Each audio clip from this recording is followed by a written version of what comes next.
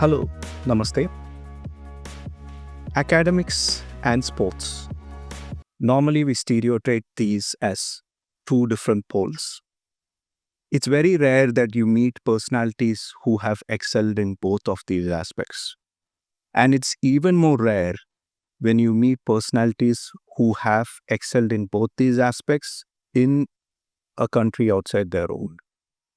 Today, our guest is one such personality who had achieved in both these areas of academic and sports, and is currently, I would say, and I don't mind saying this, is the pride of Indian diaspora in Germany.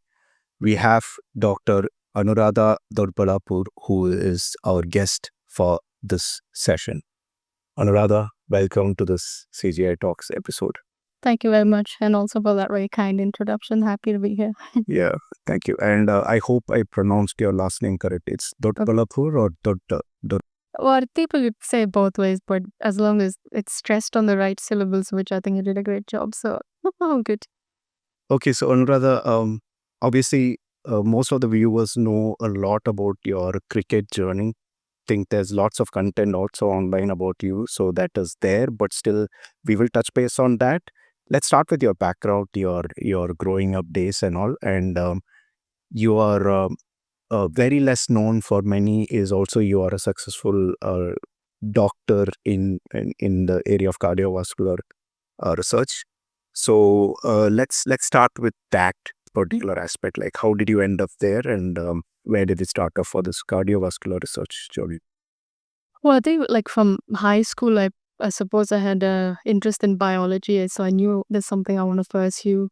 Without pressure from the parents having to be an engineer or doctor. I think I'll be very lucky to have parents who let us do what we wanted to do. But I think biology was always exciting. So through high school, through pre-university, uh, and like I think at some point I did want to become a medical doctor, but then this was also the time when the boom of biotech started. And I think we've all had a great inspiring figure in Kiran Mazumdar-Shaw, who happened to also be an alumni from the same school I went to.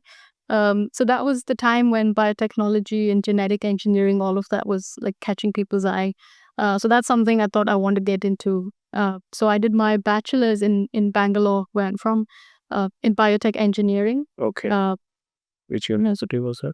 This was at New Horizon College of Engineering. And so, yeah, that was a 4-year degree. And I think through that, sure, we had like a bit of engineering aspects, but also hardcore life sciences. And then I think during that last couple of years, I knew I wanted to, pursue higher education, something related to molecular biology and genetics. Okay.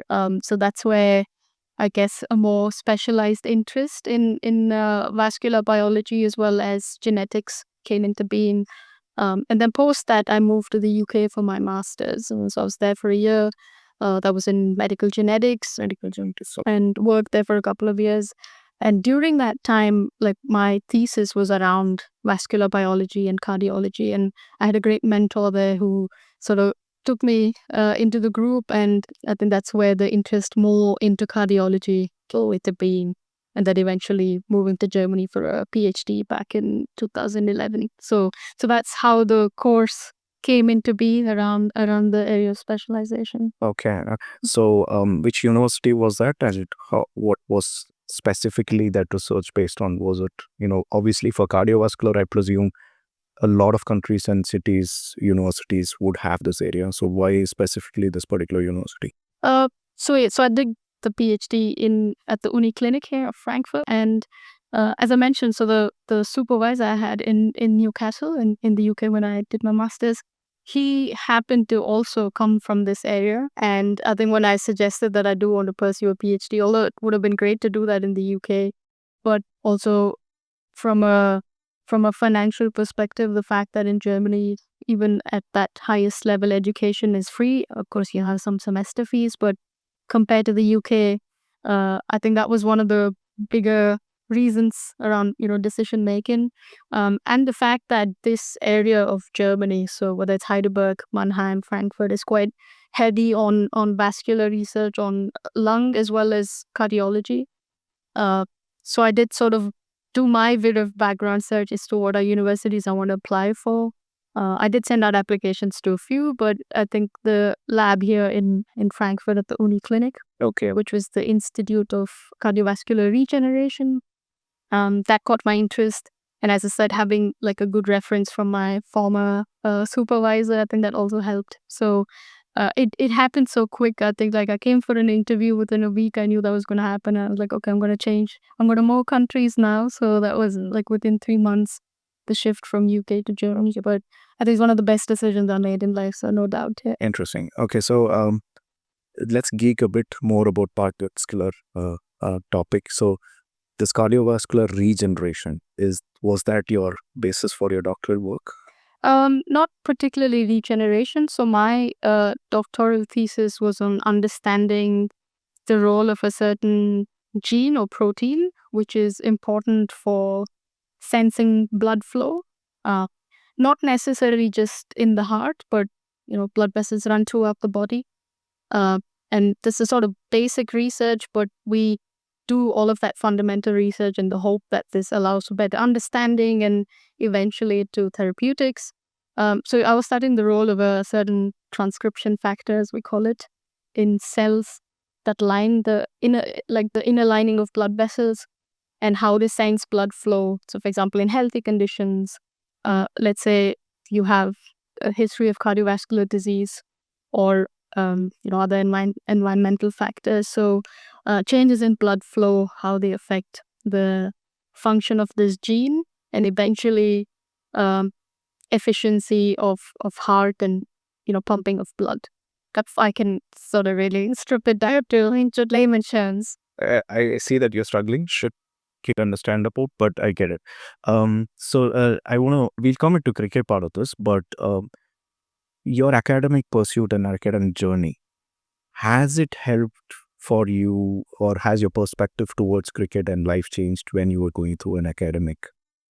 That's a good question because usually I get asked the other way around whether cricket's helped me in my academic life. I think it's sort of crisscross at many junctions, but I guess more from the thought of being a bit of a long-term investment of time. So I think you've got to be resilient because sometimes you do experiments that are like days, months, perhaps years. You might not be so successful. So learning to, I think academically, what I've learned is you've got to also celebrate your small wins, whether it's having 2-week experiment work against something that is long term, or to sort of so take pride in what you do and celebrate those small wins as well, and that way translate quite a lot into sport, since that again it's like a marathon, right? It's not necessarily a sprint. So I think a lot of like values uh as well as principles, if you like, they work in sport as well as professionally. Okay, interesting. Okay, so now that's a good segue into cricket. So, your early journey. As I said, a lot of people know this. Just to set the format, how did it start off?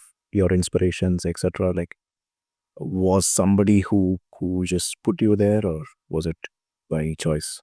Yeah, well, like I think like every Indian kid, I grew up in a household where everybody was mad about cricket, so it was always on TV. And I mean, we're talking about late 80s and early 90s, where still people heard it on radio. So I've had like my dad would watch a lot of cricket on TV. My grandpa used to listen to it on radio.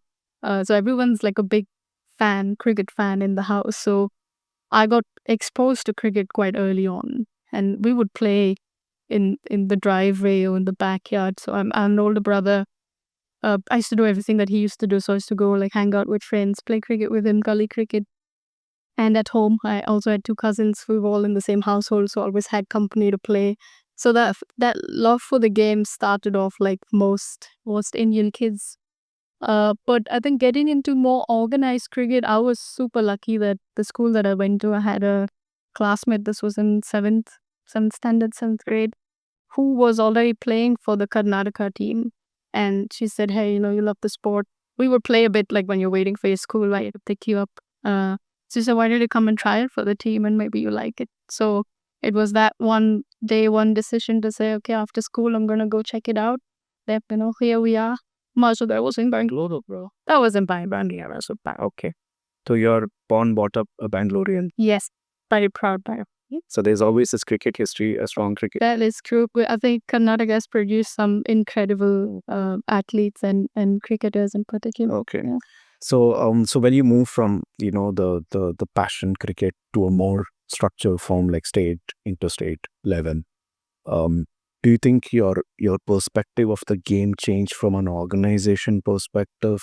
So that kind of structure, of filtering the best to the top, the competitive spirit, did that change your perspective of the game? I think in hindsight, yes, but when you're like a 12 or 13-year-old, you're just going there to enjoy your training, have fun with your mates.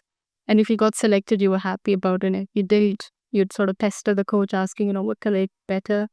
But I think in most organized structures and sports, and especially if it's a competitive level, uh, there is that time when they've got to select the best 11 or let's say best 14 who go on a tour, away tour or a home series. So you do get used to the fact that this is how it works, and you got to do your best to be better than yesterday. And Yeah. you are of course compared with your peers, but it's a team sport. You also bring certain qualities and abilities that no one else does. And I think we've had in the past, we've had great coaches, good administrators as well, who really promoted that individuality. It's not like putting everybody in the box. So they knew what your strengths were, what you added to the team, what value you brought to the team. So I've been incredibly lucky to play for Karnataka close to 8-9 years until I left the country. And I've been to very remote parts of India to play cricket. We've played, I think under 16, under 19, as well as the senior team. We've had, I think, sub junior nationals. That's what it was called back in the day, or junior nationals. And then after that used to be zonal level tournaments. So that's as far as I got. And then after that would be, if you were good enough, you'd get selected for the India camp. So that used to be the pathway. I'm talking nearly 18-20 years ago. Understood. So that was the moment you moved to UK. Yeah. So was there a choice conflict for you at that time? Um, I wouldn't call it conflict, but I think by then I perhaps realized that a future in cricket in India, it didn't seem like a professional option then. I'm so glad to see that things have changed now. Like now when I love to see it. When I hear kids, or like I've got a distant niece who's like, I want to be a cricketer, this is what I want to do, and like fabulous. I wish we had the opportunity to say that, oh, let's say the structures to support that. But I think I equally loved academics and science.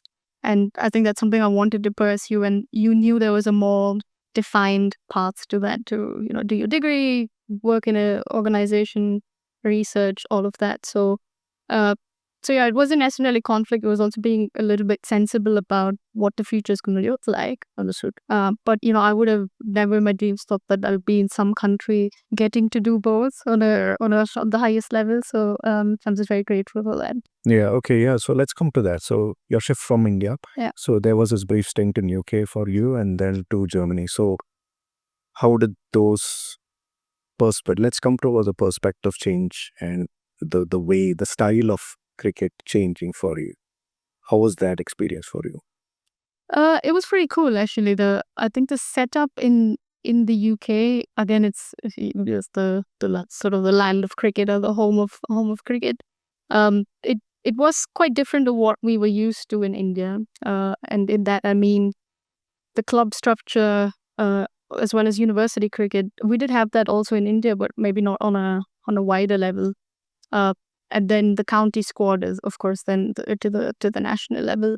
But it's also evolving over the years. I do follow a fair bit even now, although I don't live there. Just how regional hubs have changed, how the ECB sort of evolves as well with the sport. But I guess the competitive level that I was exposed to in India, although it was still very new, like you didn't see a lot of women and girls play cricket than what it is now. Because, for example, a large part of the Karnataka state team was based in Bangalore. I think we might have had a few girls from some other parts of the state, tier 2, but the big hub was Bangalore, and that we were all from one academy, or we were training at an academy. So we didn't necessarily have like intra-club fixtures. It was more of, we were training there with the boys. We used to have games amongst, in mixed gender as well, which worked great for that time. And then the best was selected for the state team. Whereas in the UK, it was a lot of club cricket. And then you also had county cricket, which was state level in comparison to India.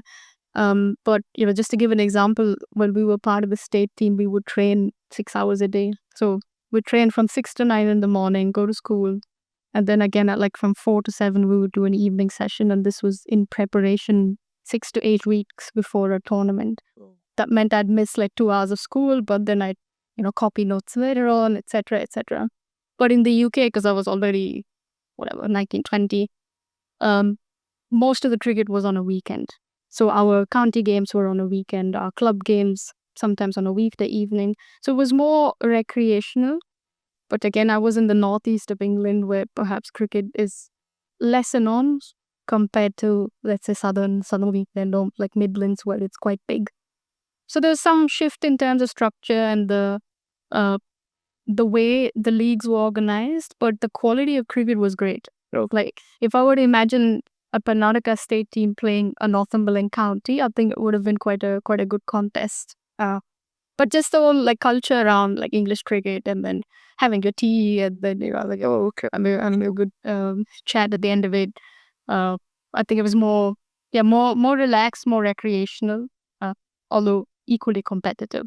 Okay, understood. Yeah. Okay, so I think maybe by chance or by choice, you were able to understand the origins of this or experience this as the origin country, right? So that must have built a basic foundation also for you as a cricketer, which I don't think everyone would have that Yeah. luck, so to say. So then shifting from there to Germany, and obviously the perspective would change again for you. So that was around 2011 that you said, right? So early those years, how was women's cricket in Germany? Yeah, that was a big shift actually. I think I still recall a lot of friends in the UK were like, why would you want to move to Germany? Like there's no cricket.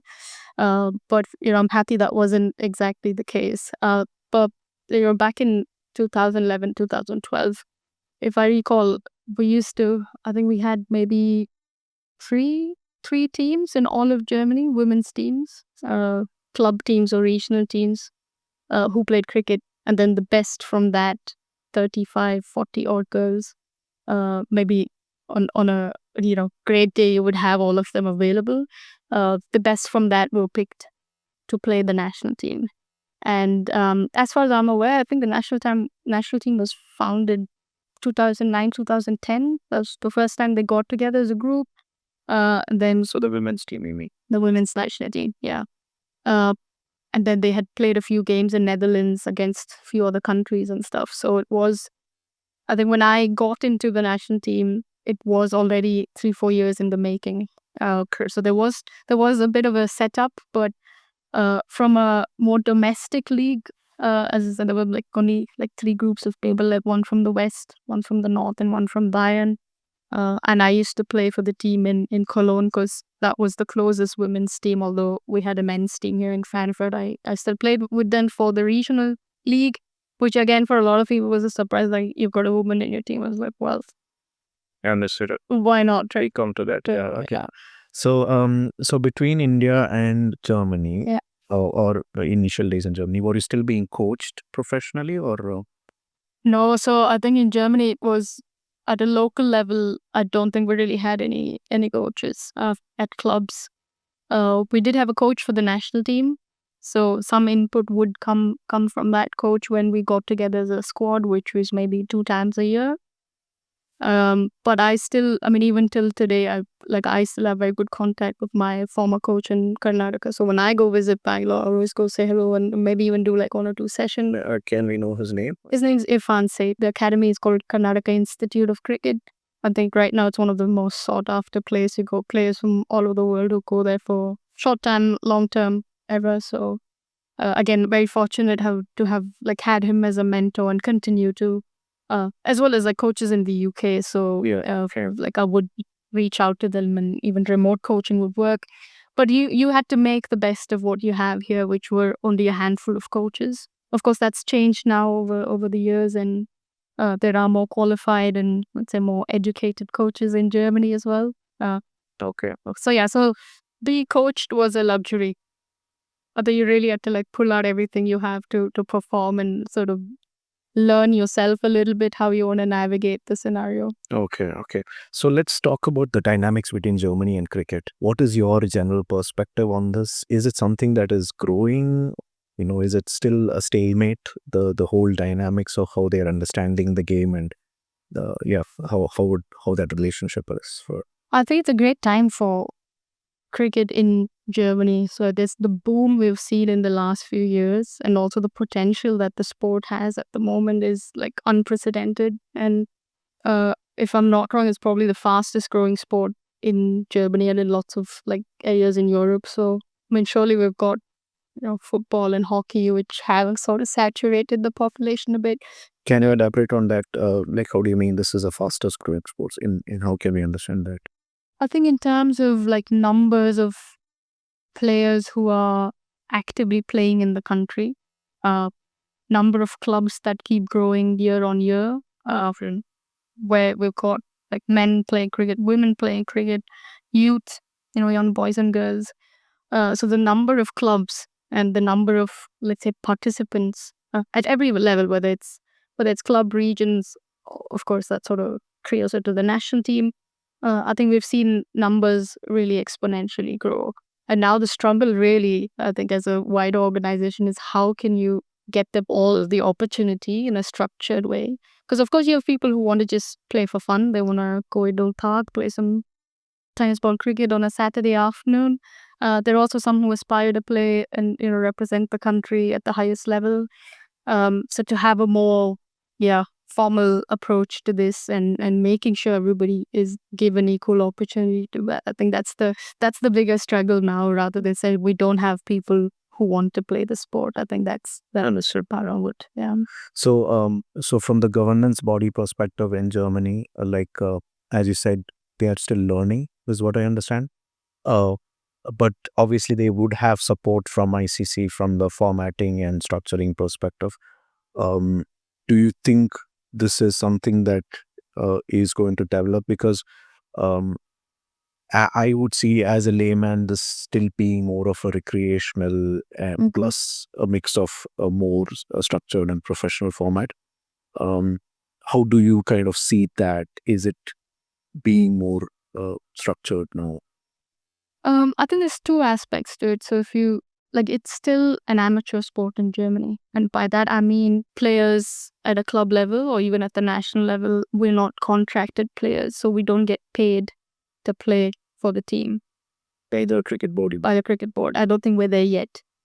I'd like to see that change. So you mean compared to other countries, Anuradha? Yeah, so for example, let's say India or England, or I'm talking about the top few, just as a comparison, your players are contracted from India, for example. They've got contracts from the BCCI, fixed term, and then got match fees. You get paid for XYZ. So that then it is a professional sport. But here, as I said, it's still an amateur sport where there's no money involved in that sense for people to be paid for playing. But you're still playing for the national team. It's a pride to wear the eagle and take the field. The amount of commitment and passion that goes into it to want to play at the highest level is still the same. I think we're not fortunate enough or lucky enough to be there where there's so much money put into the sport that you've got, let's say all the sponsors who's able to sort of make that happen. But I know that the cricket board is working towards that. But so that's at the highest level, but also from a grassroots perspective, in terms of structures, we want to see cricket being a sport that people can pick up in a school, for example, maybe an after-school activity or something to try out. And then the hope is that from that school sport, you can link them to the nearest club. Okay. And then they have the opportunity to play in the domestic leagues, whether it's softball, hardball, and then you get a regional setup, and then from there you get to the national team. So there is a bit of a pathway established, I think, for, let's say, male players as well as female players. I think with the men's side of it, it's a little more at a further stage, also because the numbers are more, the more people playing, and then I mean, we do have equal opportunity in terms of playing enough international tournaments at the highest level. But in comparison, the number of teams which play in a men's domestic league versus in the women's domestic league, there's a disparity there. Okay. But again, for people like me, like, we want to really try and let everybody know that this is a sport for women, for young girls as well, and we want them to try it out. And whether that's at your local club or to come and watch a game, perhaps go to. I still get a question that, oh, we didn't know people play cricket in here. No, do you have a national team? I'm not saying it's ignorance, but the fact that they don't get to see it, you don't get to see it on TV, you don't read about it in newspapers. So the lack of visibility also means it's hard to promote the sport. So we've got to be really creative on how does this reach every household, that tomorrow a local 10-year-old girl or boy can say, hey, I want to go try out cricket. You're right. I mean, we'll come to that promotion part. So I just want to dig deep a bit. From a team perspective, there are also other Indian origin players in the women's team, is what I understand. Yeah. So it's actually a welcoming sign. Now, talking about the inclusion of foreign players, so to say, in the team, how do you see that? Is it because the awareness is more outside Germany? Is it still welcoming in that sense that even if you are having a citizenship in a different country, you can still play part of the team? Maybe that's some question that Indian diaspora or Indian kids would be having. Yeah. I mean, I've always said this. I think as a women's national team, we're very proud of the diversity we have within the team. And we celebrate it in every format and possible way. So according to the ICC, the regulation is that if you want to play for the national team, at least for countries like Germany, France, and we're all associate countries. So you've got full member ICC members who are test playing nations, and then you've got associate members, which is like a second tier. So for full members or test playing nations, you've got to have that passport or you're that country national. Whereas for associate members, the criteria is not as strict. So if you've been a resident in Germany, I'll be specific for Germany, for at least 2 years, then you are eligible to play for the national team. So yeah, so for a country like Germany, if somebody aspires to play for the national team, the first criteria is that you should have either you've got a German passport or you are eligible by residency, which is, so it used to be 3 years until recently, and now they've even reduced it to 2 years.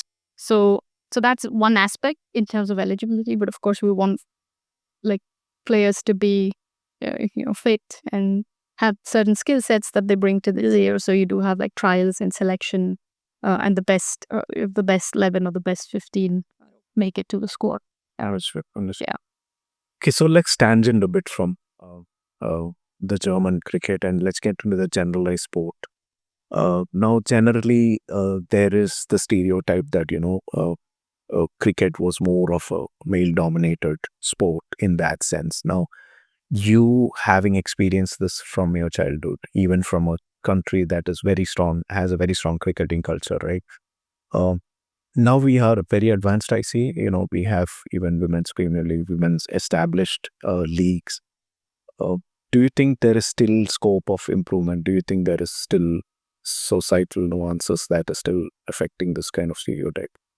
I think so. I believe so. And not just in cricket, I suppose in most sports you do see that. And I guess it really, like, it's not necessarily just men versus women in terms of strength and abilities. It also, in the background, there's so much more around lack of opportunities, maybe also like having to see women in leadership positions from an administrative level. You can pick through any sporting federation and board and look at who are the people making decisions. But this is not to say we need women there just because they're women, but to know that they bring a certain perspective which is specific for that demographic. Yeah. I'm sure for people who've been through that experience, who have that knowledge, I think it's a treasure. So you want to use those resources in better decision making. So you do see quite a bit of disparity there. And I mean, club boards, highest level, national governing bodies, coaching staff, you name it, support staff. So in a lot of positions, I would love to see more women there because they're good enough to be there, not just because well, it's not a gender biased debate in there or like reservations or so. But I think women are good in what they do and they deserve to be in those positions as well. Yeah, so you told about having to have played in a main Yeah. team, and also obviously that would have been an interesting experience for you in that aspect, is what I feel. So let's come to this particular point about now you shifting from playing also to coaching. Again, was it something that came by chance or by choice for you? So I think if you'd asked me about 15 years ago, I don't think I would have ever thought I want to be a cricket coach. Like I just wanted to play all my life. I mean, I still will. But moving to Germany and then again knowing what the country had to offer at that time in terms of opportunities to play, uh, coaching as well, getting coached, having access to good coaching. I think it was more of changing roles a little bit also because you came with a certain experience from a more traditional cricket country or like as I said, been very lucky to have played for the state for that long and then also at a county level. And then here you are where you see there's so much scope for and potential to improve. So for me, wanting to get into coaching was also about how can you share this knowledge further with people and create more opportunities. So as I said, I was playing at team, the men's team here in Frankfurt, and I would travel to Netherlands sometimes to play in the women's league there, or to Cologne. And then over time, I realized I'm sure there are more women like me who want to play cricket. So why don't we start a team in Frankfurt? Okay. So that was really the seed for like wanting to start something new. And then, of course, you want to start a new team, you want to recruit people, somebody's got to coach them. So that's the transition or like how I got into coaching. And this is 2014. So I've been coaching for nearly 10 years now. And then, yeah, so also got through some of the coaching qualifications and then using that experience to promote the sport and to get more people interested, help them skill up as I mean, now, yeah, it's not just about cricket. You also want to like help them in terms of like other aspects. Not like a life coach, but some of that also translate to a lot of like skills that you need in life. So it's a very rewarding feeling to be able to support people in their development as cricketers and as people. And yeah, that's something I've really enjoyed. And like I'm currently one of the only two level 3 ECB advanced coaches in Germany. So Okay. that which is pretty cool. So also want to try and like open the door for more coaches, male and female, to get through that journey because you need like educated coaches to improve the quality of levels at like from a player level. So this team, is there a specific team that you started off in the region to coach? So we've got the Frankfurt Cricket Club women's team. We're called Frankfurt Furies. So that's the team I started in 2014. 2015 was the first year I think we played in the league. And I think over the last 10 years, we've had nearly 100 odd women who've been part of the team. Okay. Like through the years, we've had about 7 or 8 of them who've gone on to play for the national team. We've won the German Bundesliga twice. So that's something really proud of, like to have been able to create a new team and then get them through the stages. And, we've got like girls from the age of 12 to 60. I mean, there's no age barrier, but whoever wants, it's a welcoming atmosphere. It's very international as well. And then, we just want to create a space where people can come and try the sport out and like there are people there for just recreational purposes. As I said, we've also got players who are in the national team. So it's a great mix and, just a good time to play cricket on a Saturday afternoon with the like-minded people. Yeah. Okay. So before we go to the next segment, one more question is, as a coach, when you're transferring this knowledge and skills, do you observe a difference in the way kids in India receives this knowledge and the way you impart that knowledge over here in Europe? Do you think there is a difference in the way you have to train them and coach them? I haven't coached in India per se, so I can't like compare that. But From a learning experience. from a learning experience, I think people who've had some background in cricket, or let's say somebody's watched a bit of cricket on TV or they've heard about it, maybe they bring a little bit of like interest or knowledge. But I don't think that's, let's say for somebody who's never picked up a cricket bat, never heard of the sport, if they come to the session, it's not a barrier. Like it is for everybody. It's a sport. The level of effort is a bit more. Yeah. So you do, like, that's our job as coaches, to ensure that they have a great experience and that they come back for another session every time. So you want to make it fun, you want to make it engaging and like a safe environment. And I feel like I've had to really think of innovative, creative ways to make the game exciting. So I learned cricket in a very different way because it was in India. 100 people at the academy, and then you did handing ball, you went to the net, you ran around the grounds.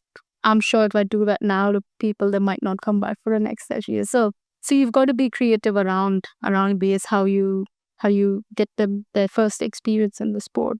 Because I've been a 12-year-old who had my first session, and for me, when I look back, it was a great experience. Yeah. So you're always looking at how can I give that good experience to anybody who comes in to try the session. Interesting. Yeah, I think I've never thought from this angle, so that, but I was just curious more that. Okay, so let's come to the aspect of diaspora. We had a strong diaspora over here. Because we also had established clubs that diaspora members have started, which is also doing. So do you think there is also more effort that these vereins and clubs can do, not just promoting cultural aspects, but also, promoting the next generation that's coming over here into the world of cricket? I think from, like, as much as I'm aware, I think it's already great that we have so many, South Asian people and Indians in particular who actively have like created groups. They've created their own, Saturday, Sunday tennis ball days, and then also sometimes through a cultural fair. And this is great for the sport because the more people play it, I think the more visible it is. And, I wouldn't be surprised if somebody walking past a park watched the game, and, I've had people say, hey, I've seen some Indians play like some sport. Is this what you also play? And it's like, yeah, that's us. So I think the more visible it is, it's great. And I know now it's, again, you've got softball leagues, you've got tennis ball cricket, you've got indoor cricket. There's so many ways. Not everybody has to play leather ball. Gully cricket. Yeah. I mean, gully cricket is also big. I mean, there's new concepts coming all around the world where now they're discovering you can play it anywhere. And we've been doing this for a long time. So be proud of it.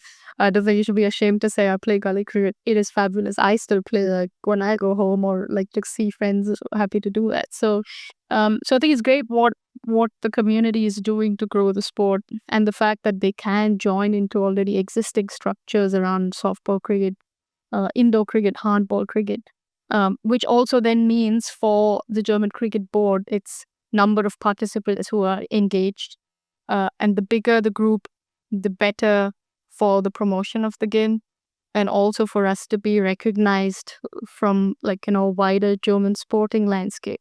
And by that, I mean, if, for example, we've got the Landessportbund Hessen for this area, you've got Landessportbund in like different regions as well.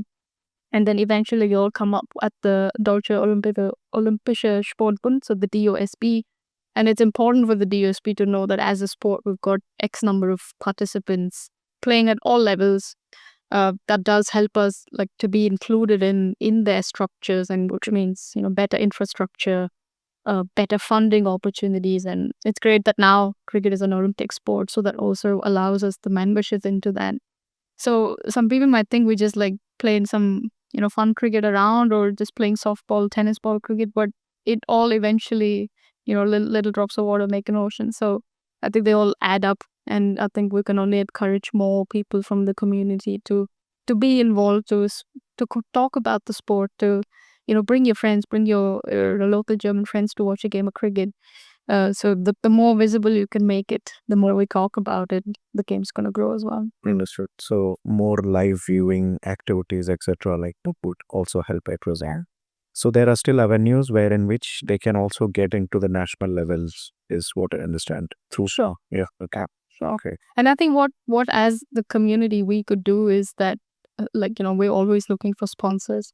So I'm sure people who are involved in, whether you want to talk like from a bigger or a higher perspective in terms of Indo-German collaborations and, companies which invest in Germany or vice versa. And these are conversations we have had also with the consulate here at Karlsruhe.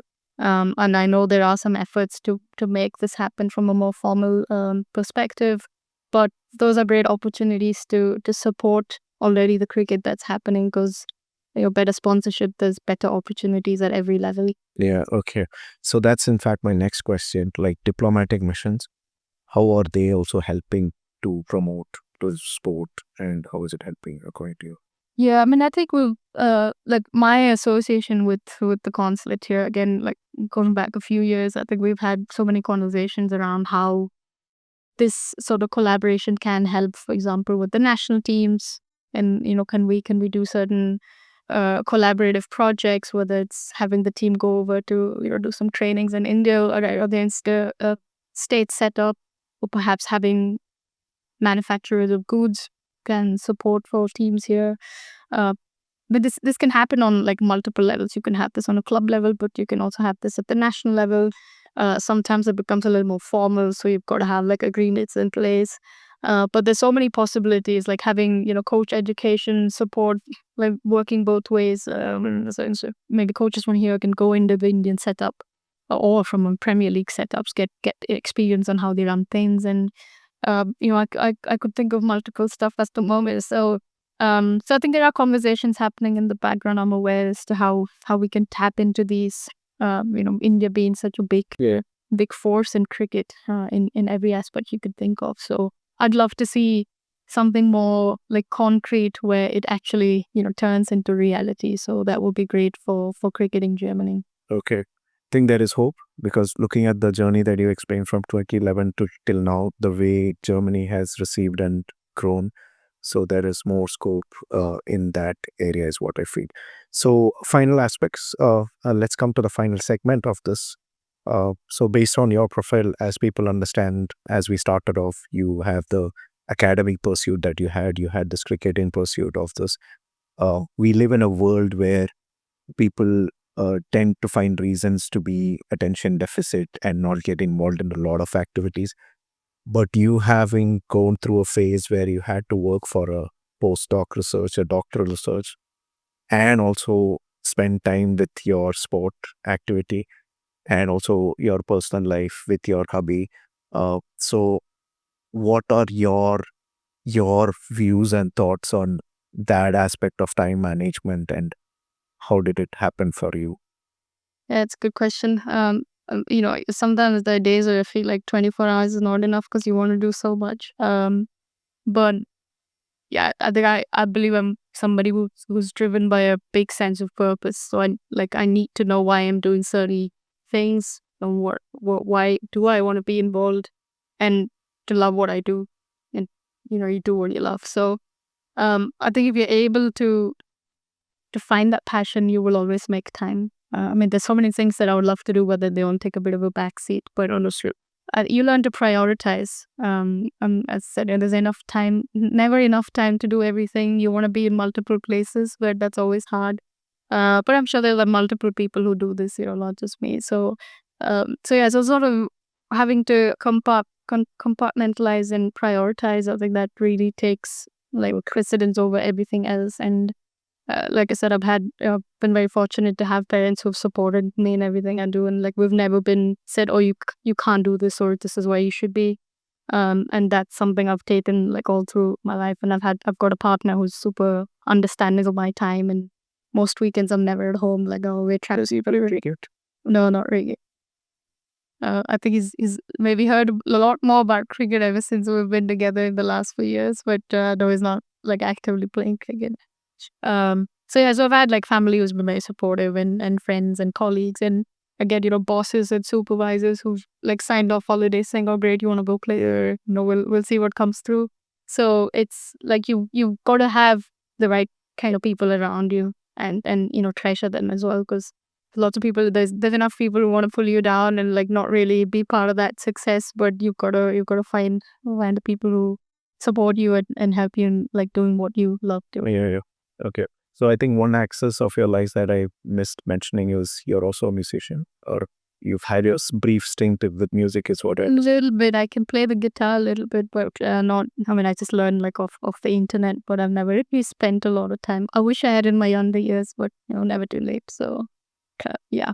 So, Anuradha, cricket is a very vast topic, and also your academic pursuit is also a vast topic. I would have loved to even chat more on this, but yeah, we have a limit in the time that I need to edit this through.